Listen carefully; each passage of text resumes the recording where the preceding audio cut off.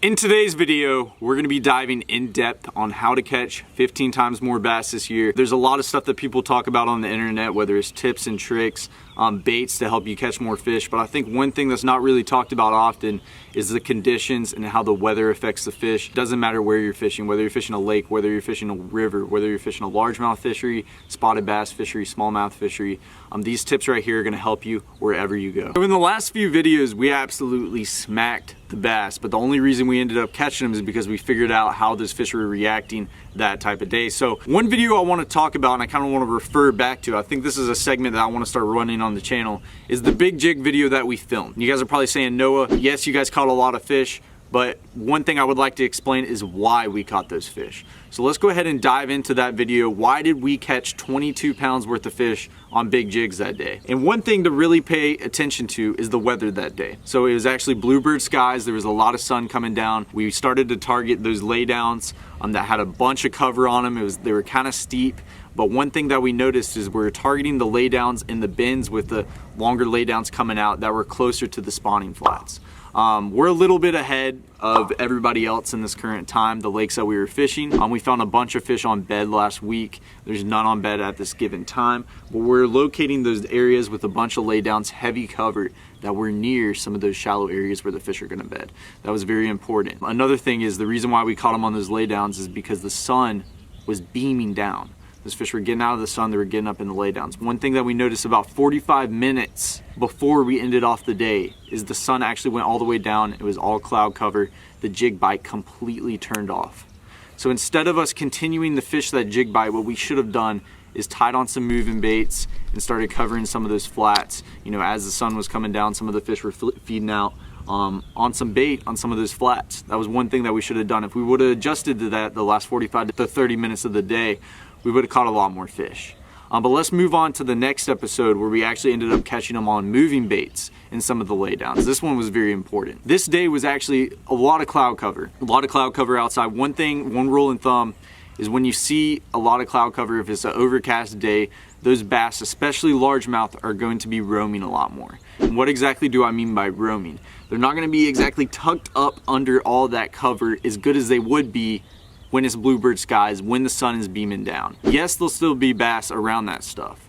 Yes, there's gonna be bass still tucked up on the wood. One thing that you gotta note about largemouth, which I believe a lot of you guys are fishing for, is that they love to be tucked up against cover, and more importantly, trees, brush piles, laydowns. Anything with wood, largemouth love. So one thing that we noticed, we were skipping chatterbaits, we're throwing spinner baits on this overcast day around some of this cover on the bank, and it was going great for us. We weren't getting bites as often, but we were still catching this bigger fish. One thing that I noticed is we would skip the chatterbait up under the tree. The fish wouldn't eat it until about 5 foot off the bank. Those fish are really just roaming the shorelines right there, trying to feed on bait, and they're moving a lot of the time.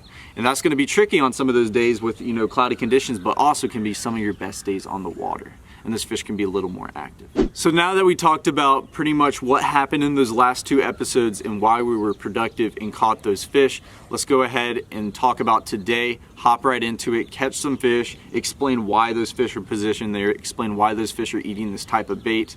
And I promise you, if you take this information in and apply it to your next fishing trip, you will catch a lot more fish. So if you guys are wondering about the conditions today, it's actually cloudy outside, it's overcast. It was supposed to rain today, but the rain ended up getting pushed off. And you guys are probably saying, oh man, the bite's gonna be insane. One thing that I paid attention to when I actually went on my Weather Channel app is that the pressure is actually 30.31. That's pretty high.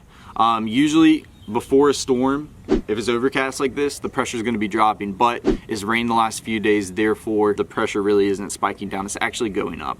I think as long as the day keeps moving on, I think the bite's going to heat up. But we're gonna get out here, we're gonna be chucking some moving baits, we're gonna try some drop-offs, we're gonna try some flats, we're gonna try some laydowns, we're gonna try some docks. We're just gonna be covering water because I think the fish are gonna be roaming a little bit more. My only worry with the pressure being high is that they're gonna be a little bit slower.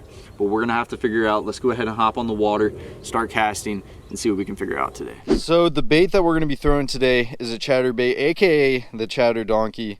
Right here, it catches some big fish. I have 2 options right here. I have the 6 Sense Divine swim baits right here. If you guys would like a discount, you can get it below. We actually have the 3.8 inch swim bait right here, and then we have a 4.4 inch swim bait. So you guys are probably saying, Noah, why are you talking about this? Well, today, as I said, you know, cloudy. I think the fish are going to be roaming a little bit more.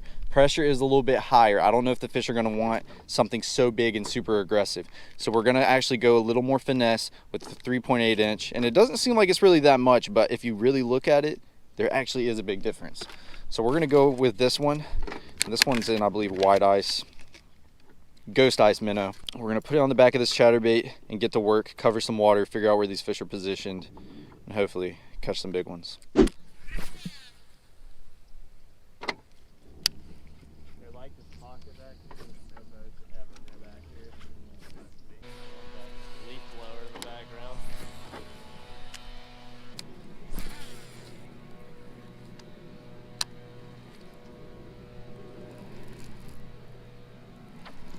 Got him?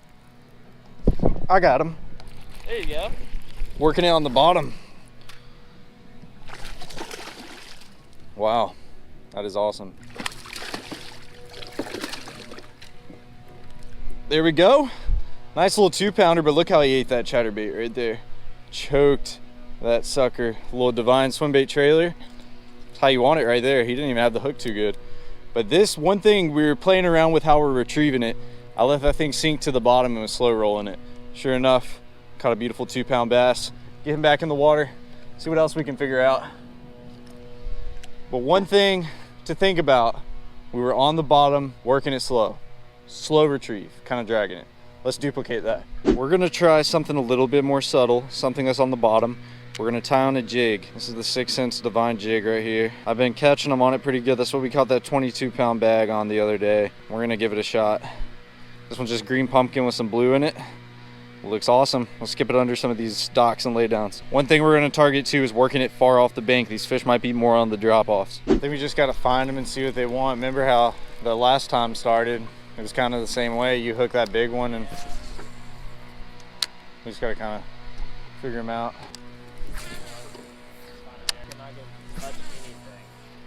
I guess you can fish off of it a little bit. I'll throw up on it. There he is. Oh, he came off. Wow. Never took, take one of my things. White bite, man. He's barely picked it up. Just felt that weight. I think that was one of those good ones, man. Oh, there he is. Yep. Not bad. Oh, it's a bigger fish than I thought. It's a 2.5 pounder. Wow. That's 2 casts in a row, Fletcher. Right this bank right here. Skipping this jig way up on these trees. Now, one thing to think about, what I was talking about at the beginning, these fish are staging up near those areas where they're gonna spawn. This pocket's a perfect example. They're right here at the mouth. They're right here on the edge. Had 2 awesome bites and got this beautiful one on the jig. Let's start skipping back up there, see if we can catch another one. And I noticed that they're more off the bank. You know, this cloud cover has them not exactly positioned up under it. But beautiful fish. Let's catch another one.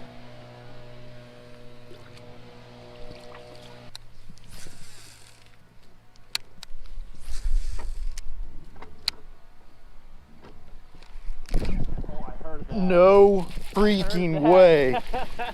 Dude, that he ate it like a topwater off the limb. Unbelievable good fish too. It's about the size of the last one, maybe a little bigger. Look at him toting, bro. Oh man. Oh, that's a 3-pounder. Let's get you up in here, baby. Oh baby. That's a 3-pound fish. Yes, sir. Skip that jig under the tree, hung it off the limb. Bingo, you got it. Right here on the mouth. Same spot, that's a 3-pound fish. All day. Look how fat he is, dude. Beautiful, beautiful. You can tell on his mouth. I don't know if he's been caught a few times or, you know, something happened to him, but beautiful 3-pound bass. We're getting bigger, getting better right here. Let's get him back in the water. You can tell they're not really back in these creeks and they've positioned out towards the mouth of all these spots. And that's a very important thing to pay attention to and getting more bites. That was 3 bites in about 5 minutes. Let's go, Fletcher. that's how we get it done. So we just found out that the fish are a little bit slower. You know, we started off with the chatterbaits, covering some water, working them on the bottom, and that's how we were getting bites. So I switched up to this hybrid jig by 6 cents. It's a little more subtle, can crawl across the bottom. It's not gonna have a lot of vibration, obviously, because it doesn't, you know, have a blade on the front of it like a chatterbait. So I want to talk a little bit about how we're working it. So we're throwing it up on the brush, whether we're skipping under the trees or hitting some piles just like this one. And Is that a fish? Oh, lost him. Dude, that was so annoying. So I tried to, my hand slipped. When I tried to grab my rod, it like fumbled it. I just couldn't hook him when I needed to. Wow, that was crazy though. That was insane. So to show you guys how we're working it, right there I really didn't do much. That was like a dead stick. But we're throwing them up on these brush piles, these lay downs, letting it hit the bottom, and we're just slowly working it off the pile. Just like that, barely ticking our rod. We're not really stroking it up too much. We're not giving it a bunch of aggressive popping today. As I said, you know, the pressure's a little high. I think as the bite gets and starts to heat up as the day goes on, I think we're gonna be able to work it a little bit more aggressive, a little bit faster. But as of now, we're working this thing pretty slow, you know, pretty finesse. So yeah, throw that thing out there, just giving it slight hops on the bottom. And that's exactly what's getting it done. So let's go ahead and start covering some more water, see if we can catch some bigger fish. So those first 2 bites are very soft. The second one is more of a spook. Ooh. Wow. Wow. Interesting. Let's get it right back up in there. He ate it on the skip. That was crazy. I felt the thump in my line. There he is. Yep.